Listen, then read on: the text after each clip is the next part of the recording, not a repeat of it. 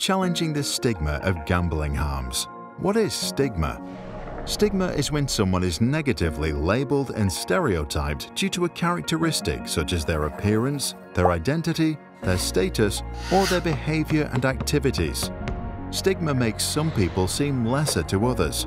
They're seen as a certain type of person because of a label or stereotype, impacting their self-worth, mental health, and well-being.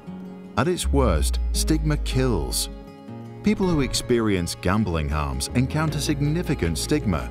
Stigma stops people from being open about their difficulties, forming a barrier that stops them talking about their gambling harms and seeking help. This means that by the time someone does decide to access support, the harms they are experiencing have often worsened. In fact, 2 in 5 of those experiencing gambling harms cite stigma as a reason for not wanting support. So, what can we all do when communicating to identify and challenge the stigma around gambling harms? As stigma relies on labeling and blaming terms that reduce people to their stigmatized characteristic, it is important to use person-first, descriptive language instead of reductive language. For example, rather than labeling them as a problem gambler, saying someone is experiencing gambling harm.